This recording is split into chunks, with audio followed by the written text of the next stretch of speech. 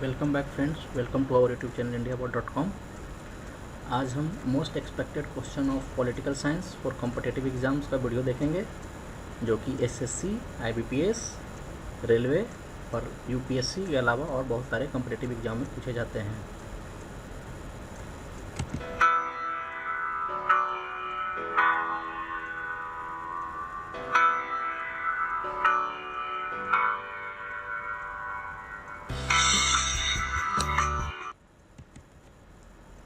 तो पहला क्वेश्चन है, which of the following state has a separate constitution. वो कौन सा स्टेट है जिसका अलग से कॉन्स्टिट्यूशन है। आपका एग्जांपल जैसे कि आपको देखते हैं एमसीक्यू टाइप का क्वेश्चन होगा, तो ऑप्शन हो गया आपके पास सिक्किम, असम, जम्मू एंड कश्मीर, अरुणाचल प्रदेश। आप लोग जानते होंगे कि जम्मू एंड कश्मीर जो है उसका अलग कॉन्स्टिट्यूशन है, आर्टिकल 370। आर्टिकल 370 के अनुसार जम्मू एंड कश्मीर को अलग कॉन्स्टिट्यूशन दिया गया है। सेकंड क्वेश्चन है, during national emergency the following articles can not be suspended. National emergency के समय कौन सा आर्टिकल्स है इनमें से जिसको सस्पेंड नहीं किया जा सकता है। आर्टिकल 20, आर्टिकल 21, आर्टिकल 17 या आर्टिकल 19। तो इसका करेक्ट आंसर होगा article 21।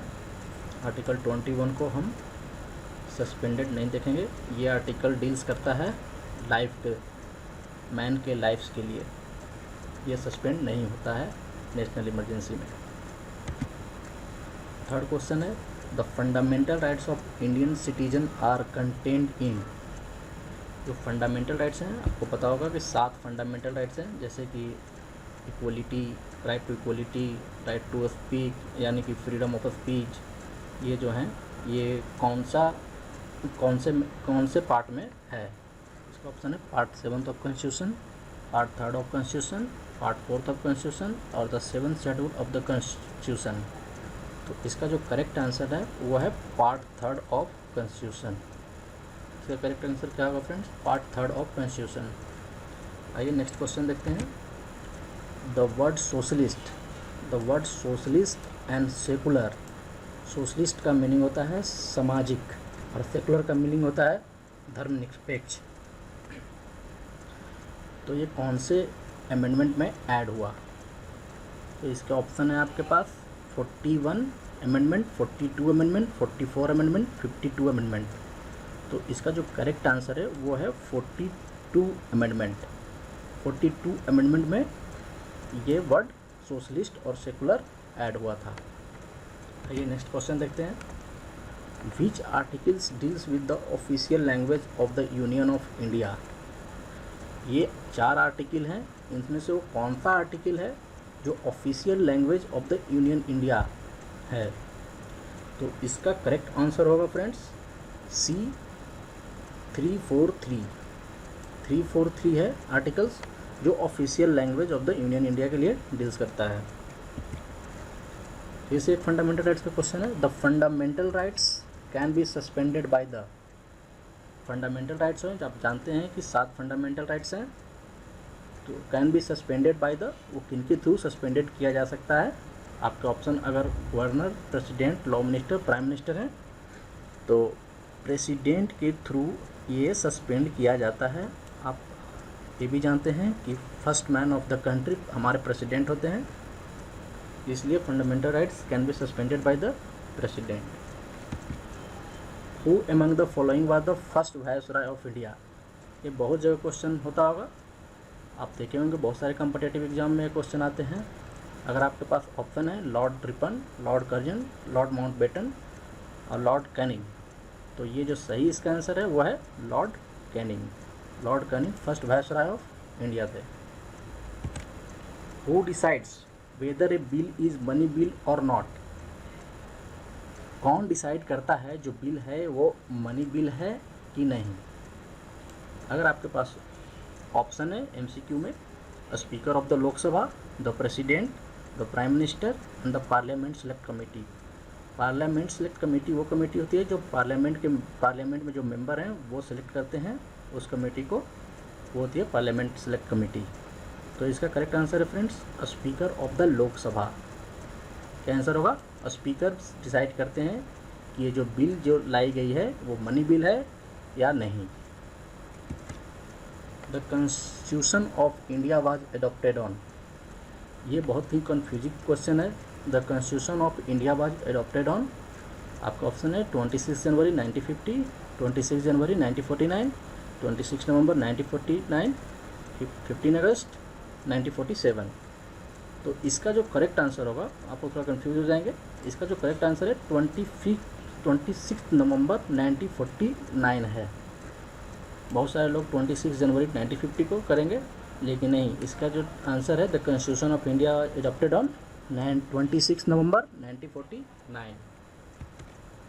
जजेज of the district courts, जिला अदालत, इसका मतलब होता है जजेज of the district courts are appointed by governor, chief minister, law minister या प्रेसिडेंट। तो इसका करेक्ट आंसर है फ्रेंड्स गवर्नर। गवर्नर मीन्स राज्यपाल, इसको हिंदी में राज्यपाल बोलते हैं। जजेज of the district courts are appointed by governor, इसका करेक्ट आंसर है। नेक्स्ट क्वेश्चन है who precedes over joint session of India parliament, कौन है जो इंडियन पार्लियामेंट की अध्यक्षता करते हैं। प्रीसीड्स, इसका वर्ड का मतलब समझ ले, प्रीसीड्स अध्यक्षता करते हैं। बुलाते हैं प्रेसिडेंट, जो जॉइंट सेशन है उसको बुलाता कौन है फ्रेंड्स, प्रेसिडेंट बुलाते हैं। लेकिन प्रीसीड्स कौन करता है, तो प्रीसीड्स करते हैं स्पीकर ऑफ द लोकसभा। आप याद रखिएगा, स्पीकर ऑफ द लोकसभा जो है वो पार्लियामेंट को जॉइंट सेशन को प्रीसीड्स करते हैं। The maximum strength of Rajya Sabha is, ये आपको बहुत इजी क्वेश्चन है, आपको सब लोगों को पता होना चाहिए कि राज्यसभा का मैक्सिमम स्ट्रेंथ क्या होता है। तो राज्यसभा का ऑप्शन है आपके पास 220, 200, 250, 240। तो इसका जो करेक्ट आंसर है वो है 250, 250। और इसको हम लोग अपर हाउस भी बोलते हैं और लोकसभा को लोअर हाउस भी बोलते हैं। If the President of India wants to resign, he has to address the letter of resignation to the President of India wants to resign, मतलब कि President of India अगर चाहते हैं रिजाइन करना तो वो किसको एड्रेस करके लेटर को रिजिग्नेशन देंगे। तो आपके पास ऑप्शन है chief justice of India, prime minister, vice president, speaker. तो इसका करेक्ट आंसर है friends vice president, vice president. और अभी वाइस प्रेसिडेंट कौन है फ्रेंड्स, आपको पता होना चाहिए। अभी vice president Hamid Ansari. The Congress adopted the Purna Swaraj resolution at Lahore. 14 number question क्या कहता है, the Congress adopted the Purna Swaraj resolution at Lahore.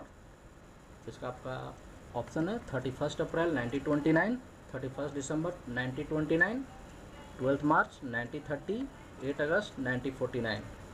But इसका जो करेक्ट आंसर है फ्रेंड्स वो है 31 दिसंबर 1929।